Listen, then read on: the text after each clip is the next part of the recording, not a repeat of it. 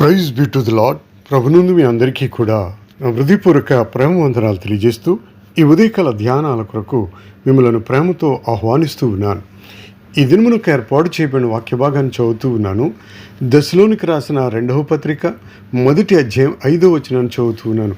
దశలోనిక రాసిన 2వ పత్రిక 1వ అధ్యాయము 5వ వచనాన్ని చదువుతున్నాను.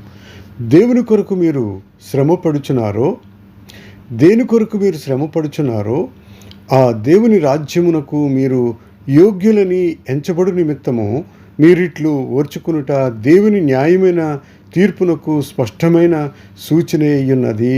ప్రభునందు ప్రియులారా, ఈ ఉదయకాలంలో ధ్యానవాక్యాలు వినిచిన ప్రియ సహోదరి సహోదరులారా, మీ అందరికీ కూడా నా హృదయపూర్వక ప్రేమ వందనాలు తెలియజేస్తూ ఉన్నాను. దేవుని యొక్క కాపుదల, దేవుని యొక్క ప్రేమ, దేవుని యొక్క ఆప్యాయత, దేవుని యొక్క మంచి ప్రేమ, దేవుని యొక్క ఆశీర్వాదాలు మనకు ఎల్లప్పుడూ కావాలని కోరుకుంటూ ఆయన రాజ్యంలో కూడా చేరాలని ఆశపడుతున్న మనందరికీ కూడా ఆయన వాక్య వెలుగులో నడిపిస్తూ వాక్యానుసారంగా మనల్ని వృద్ధి పొందిస్తూ దేవుని ప్రేమను మనకు అందిస్తున్న దేవదేవునికి ఎల్లప్పుడూ స్తుతి స్తోత్రాలు చెల్లిస్తూ ఆయన చిత్తమును నెరవేర్చువారుగా, ఆయన కార్యాలు జరిగించువారుగా ముందుకు సాగడానికి దేవుడు మనల్ని సిద్ధపరచునుగాక. చదవబడిన మాట కొన్ని నిమిషాలు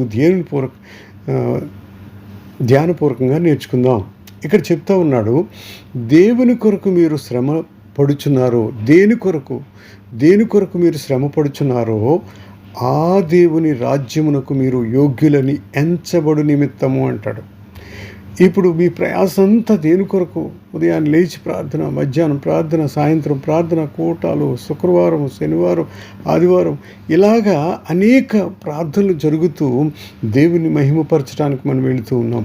ప్రతి క్షణము దేవుణ్ణి ఆలోచన చేస్తూ ఉన్నాం. దేని కొరకు మీరు ఈ శ్రమ పడుచున్నారో ఆ దేవుని రాజ్యమునకు మీరు యోగ్యులని, మీ శ్రమంతా కూడా దేవుని రాజ్యమునకు యోగ్యులని ఎంచబడి నిమిత్తము మీరిట్లు ఓర్చుకునుట దేవుని న్యాయమైన తీర్పునకు స్పష్టమైన సూచన అయ్యున్నది అంటాడు.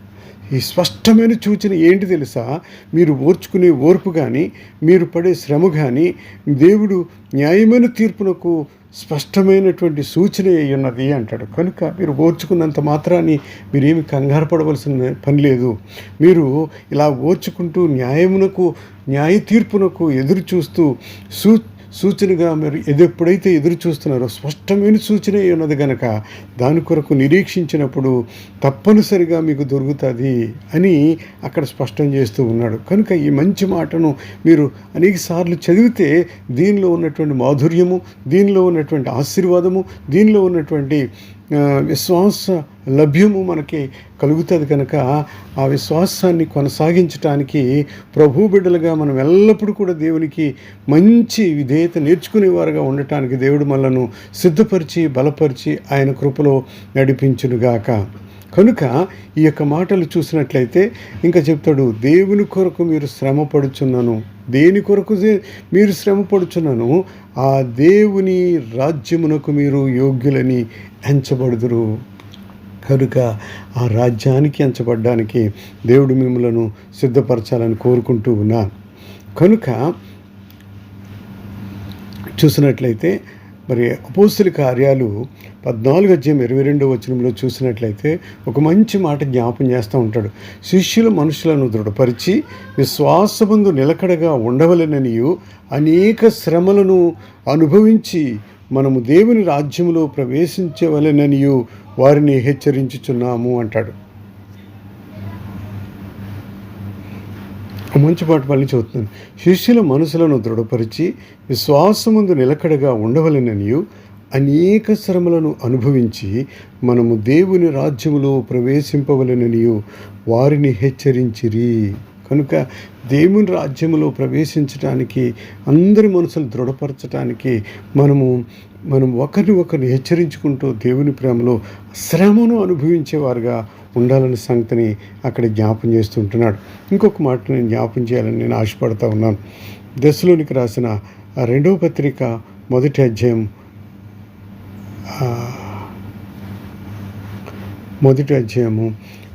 5వ వచనాన్ని చూస్తున్నాను.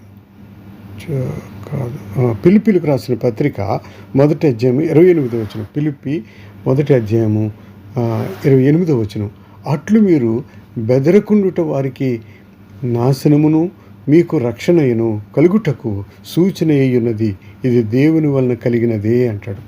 అట్లు మీరు బెదరకుండుట వారికి నాశనమును మీకు రక్షణయను కలుగుటకు సూచన అయ్యున్నది, ఇది దేవుని వలన కలిగినదే. కనుక మిమ్మల్ని రక్షించటానికి, మిమ్మల్ని కాపాడటానికి బెదరకుండా ధైర్యంగా ఉండండి. దీనివలన వారికి నాశనము మీకు రక్షణ అంటాడు. కనుక ఈ సూచన ఉన్నది కనుక ఇది దేవుని వలన కలిగినదని నమ్మి విశ్వసించి దేవుని ప్రియమైన బిడ్డలుగా ఉన్నట్లయితే అది దేవుని కృప. ఆ కృప మనందరికీ తోడైండి నడిపించునుగాక. ప్రార్థన. ప్రేమ కలిగిన తండ్రి, నీకు వందనాలు. పరిశుద్ధ రాజ్యానికే స్తోత్రాలు తండ్రి. వాక్యాన్ని ప్రభా ఎవరైతే వింటూ ఉన్నారో వారందరినీ పేరు పేరు చెప్పున దీవించి కాపాడి కృప చూపించమని అడుగుతున్నాను.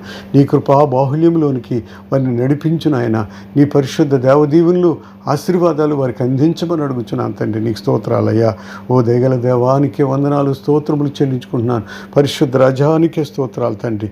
వాక్యాన్ని వింటూ వాక్యానుసారంగా నడుస్తూ వాక్య వెలుగులో నడుస్తూ ప్రభా ముందుకు సాగిపోయే ధన్యత భాగ్యం మనకందరికీ దయచేసి మాకందరికీ దయచేయండి. మీరే మహిమ పొందండి. ఎవరైతే ప్రభా ఇంకా నాయనా రాజ్యమునకు వెళ్ళలేమని అనుమానాలతో ఉన్నారో ప్రభా వారందరినీ బలపరచండి, స్థిరపరచండి. శ్రమల యందు ప్రభా జయించేవారుగా, ఓర్చుకునేవారుగా, ఓర్పులో నిలకడగా ఉండేవారుగా వారిని తీర్చిదిద్ది నడిపించి నీ కృప చూపించమని అడుగుతున్నాను. నీకే మహిమ ఘనత ప్రభావంనైనా, నీకే మహిమ ఘనత ప్రభావంనైనా అందరితో వీరుండి నీ కార్యాలు జరిగించి మీరు మహిమ పొందండి. విశ్వాసాన్ని కొనసాగించుటకు, విశ్వాసములు ఎదుగుటకు, విశ్వాసములు వృద్ధి పొందుటకు మమ్మల్ని అందరూ కూడా సిద్ధపరిచి నడిపించి మీరు మహిమ పొందుతారని ఈ దీనుడిగా, దీన సేవకుడిగా నేను చేస్తున్నటువంటి ప్రార్థన ఆలకించండి. మీరే మహిమ పొందండి, సహాయం చేయండి. నీ కార్యాలు జరిగించి మీరు మహిమ పొందుతారని గొప్ప కృప, గొప్ప దయ, గొప్ప దేవుళ్ళు మాకు అందించమని నజరుడనే యేసు నామములో అతి మిక్కిలి వింతో బ్రతిమాలు వేడుకుని ప్రార్థన చేయుచున్నాను తండ్రి. ఆమేన్, ఆమేన్, ఆమేన్. God bless you all. ప్రభునందు పాస్టర్ కిషోర్.